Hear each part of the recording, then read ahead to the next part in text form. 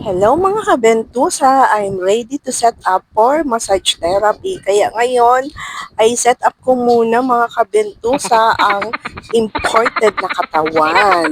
Kaya diba mga kabentusa, ayan po ay nagbibentusa po ako for my client. Kaya first is, ngayon po ay doon na ako sa fifth layer at maglalagay ng bentusa glass, mga kabentusa. Yan po ay set up for massage therapy and bentusa therapy for my client, mga kabentusa. Yan po ay inumpisahan ko na po yan.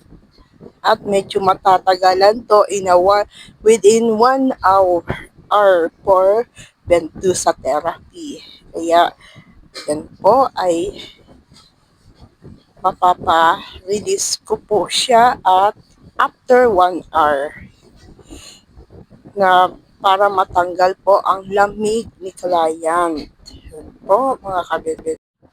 Yan po mga kabentusa ay bali po ay malapit ko na po ito matatapos for bentusa therapy kay client. Ayan po ang titingnan natin ang resulta kung saan po ang party ng sakit mga kabentusa.